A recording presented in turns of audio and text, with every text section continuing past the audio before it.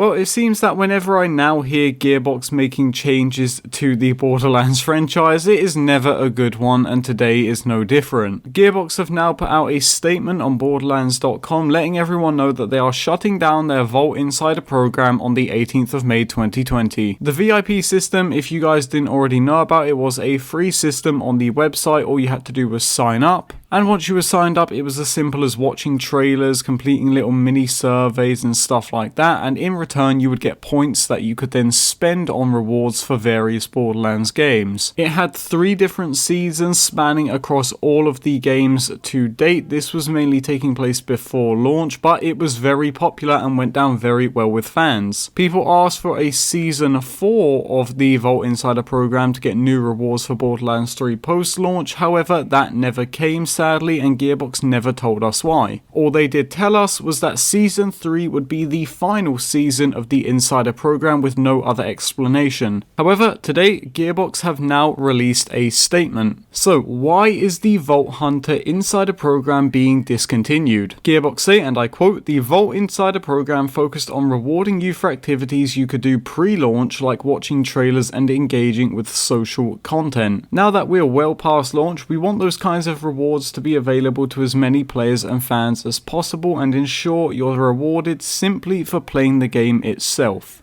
This statement is in very poor taste and is not worded correctly at all. In fact, Gearbox end up contradicting themselves quite a bit here. Gearbox say they want to ensure you are rewarded for playing the game itself. Well, when using the Insider program, you still are, but additionally, you're being rewarded for being an active member of the community by completing tasks and redeeming rewards. Sound familiar? Well, that's because it is. Because this is very similar to how you have to be an active member of the community in order to keep up to date with new shift codes in order to redeem such rewards. And these shift codes do not just go for golden keys, if you're wondering, because we know that in the past Gearbox has given away free guns, trinkets, heads, skins, and much more by using shift codes. This means that their response is flawed and is a prime example of a bad excuse for laziness. What they said made no sense, as it is totally up to the player whether or not they want to go as far as getting them rewards. The Vault Hunter program is not a paid system and is not mandatory, just like farming in the actual game. If you want some of that sweet extra loot, then you can go to the website, do your tasks and get it, but you don't have to. More importantly, it's not as if they locked extremely powerful guns behind the website. Now, I could understand if they locked guns in game and only made them available on the website. However, the only time they have done this is with the pre-launch legendary Malawan SMG, which by the way wasn't all that good. Surprise, surprise. Why wasn't it good? Well, because Gearbox wanted to make it balanced, just as they do with pre-order bonuses. The Cheddar Shredder, the Diamond Butt Bomb, and many more items included in the pre-order bonuses for Borderlands 3 are not used at endgame. Why is this the case? Because Gearbox are not fans of a pay-to-win system. We saw the same thing in the Borderlands 2 pre-orders for the game. But of course, the VIP program is being shut down because Gearbox clearly don't want to spend time and resources keeping it up. And if that is the case, then fair enough. Tell us that you're discontinuing it so that you can put more time and effort into making Borderlands 3 as great as it could possibly be. However, instead, Gearbox, you decided to make a poorly worded excuse hoping that fans would believe it. Now, I know that this isn't going to affect the future of Borderlands 3 all that much, but the problem is it will affect the future of previous Borderlands games that people might want to go back and play a lot. Borderlands 1, 2 and the pre-sequel were all supported in various ways by the Insider program, allowing you to get extra loot in them via golden keys. Taking the Insider program away makes it limited, meaning you now have to wait for the Twitter account to tweet out a golden key once every week or so. You're taking away some of the control from the players who might want it the most, and that is a bad thing. It's not down to you to make a statement telling people that you want as many people to be able to access rewards and then take some of those rewards away from the people who might have been utilizing them.